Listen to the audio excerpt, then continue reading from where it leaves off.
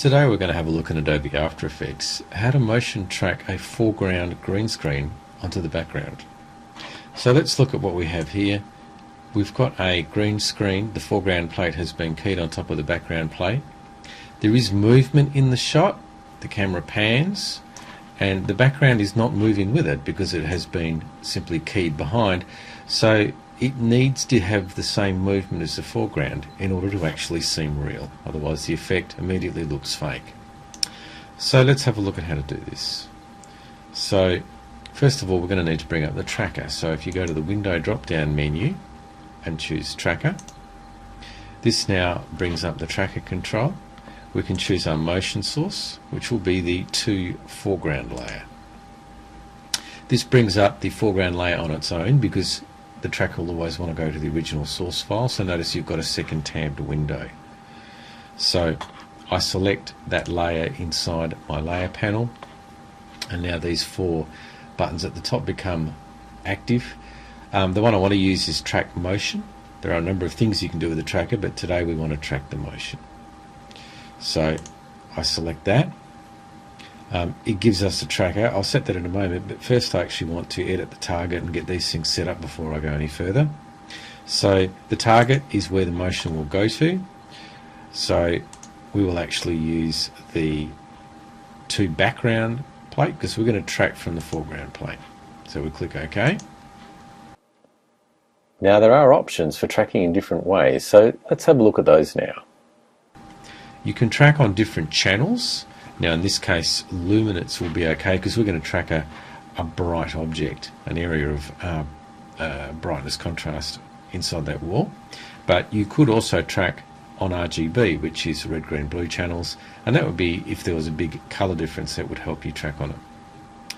So the other thing that I will set here is the way it tracks.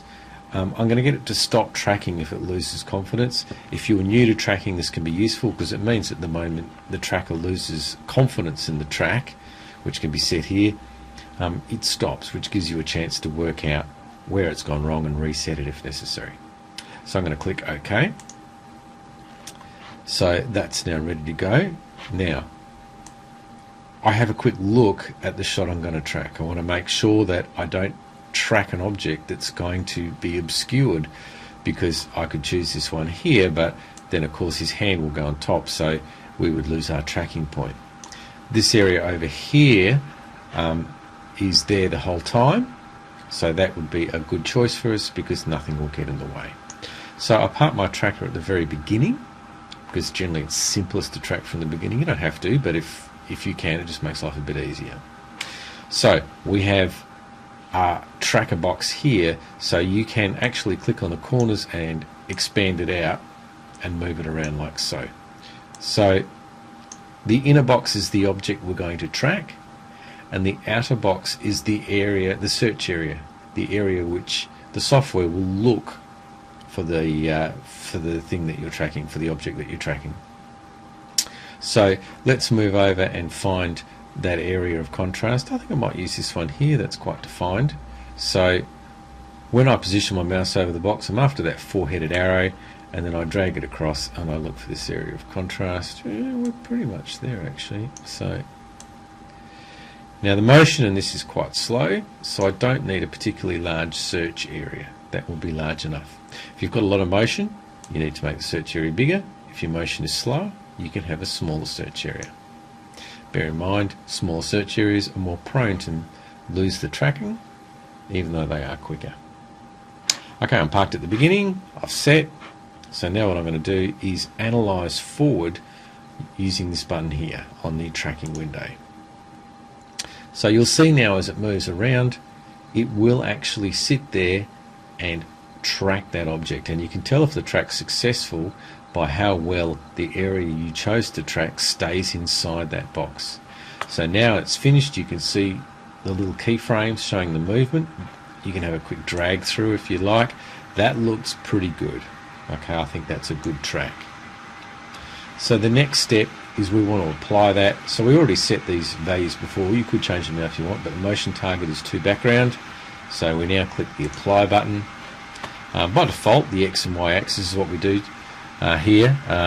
it is possible just to do individual parameters, but most of the time you'll be doing X and Y. Let's click OK. So what it now does is it applies that track to the background layer. So if I close the foreground layer for a moment and go to the background layer, now the reason we can't see it, it has moved the background layer. If I quickly turn off the foreground layer, you see it's actually sitting there underneath. It's still there, but it's just moved off screen. So what we're going to do now is open up the position. So if I click on the two background and hit the P key, that will give me the position parameters, and look at all those keyframes there. They are all the different keyframes of movement that the tracker has given us. So if you click on the parameter itself, you'll see they all highlight. They're in light blue now. I want to move this across, but it's important to have all those keyframes selected before I do. So now with the selection tool, I can actually drag that across, and so now the background has been moved to center frame. So now when I put the foreground on top, you can see that it is in the right place for us. Now if I quickly drag around, you can see that that seems to be tracking. So the check, of course, is to actually do a RAM preview. So I'm going to go across to the preview panel. I'm going to change my resolution to half. My machine is rather old. It's a 3-year-old Mac Pro, so it does struggle a bit to do a preview on full resolution, and I don't want to keep you guys waiting while it does that. So I'm really just making sure that the motion matches, and half resolution would be good for that. So now it has rendered out. You see that RAM preview playing around. You can see how that background really moves very much in a similar fashion to the foreground. The last touch that I could do just to really add a bit more realism, if I go to the background layer, I could apply a Gaussian blur. So I've already dropped one on here. If I just turn that on, you can see how that blurs out the background, which in this case makes the shot more realistic, because it would be likely you would be using a lens that had a fair bit of zoom on it, a fair bit of telephoto characteristics on it. So by throwing the background out of focus, it makes the shot seem more real. So that's how you can motion track a foreground object and apply that motion to a background layer to create a realistic looking green screen.